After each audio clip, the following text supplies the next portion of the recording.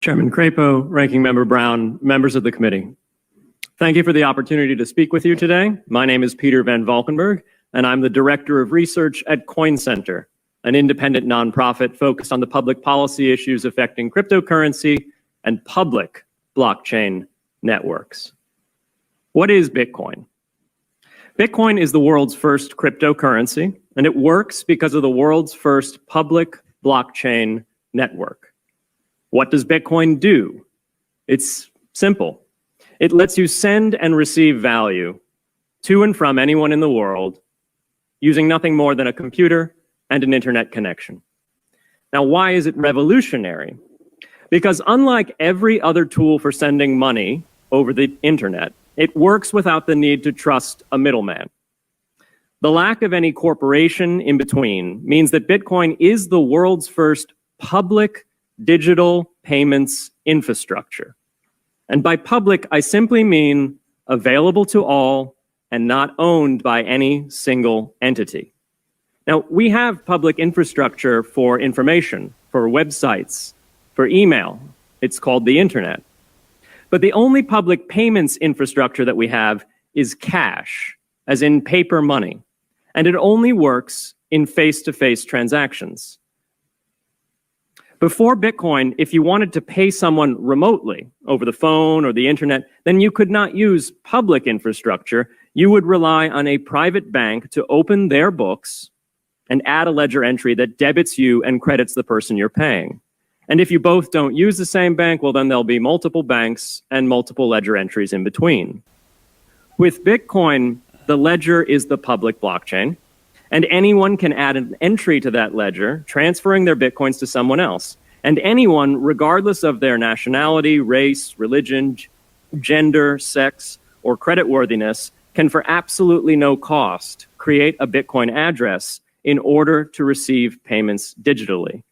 Bitcoin is the world's first globally accessible public money.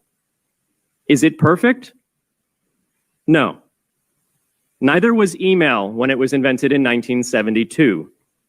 Bitcoin's not the best money on every margin. It's not yet accepted everywhere. It's not used often to quote prices, and it's not always a stable store of value. But it is working, and the mere fact that it works without trusted intermediaries is amazing.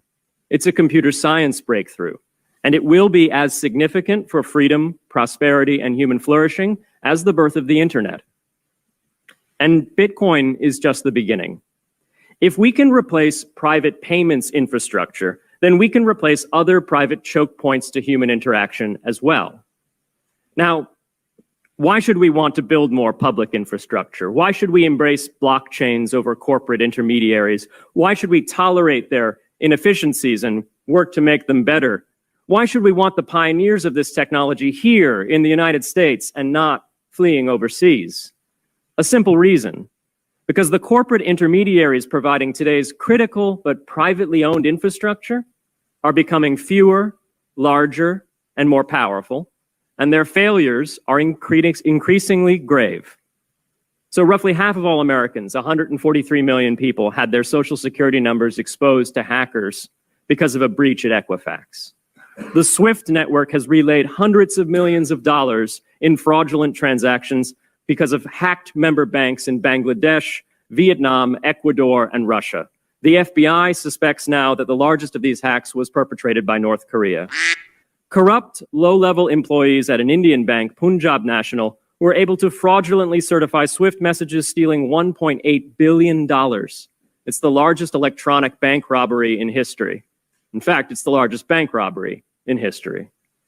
In October 2016, an estimated 1.2 million internet-connected devices were hacked and turned into a botnet that for several hours made prominent websites unavailable across Europe and North America, including CNN and Fox News, the New York Times, and the Wall Street Journal. Increasingly, physical machines are being connected to the internet to augment their capabilities.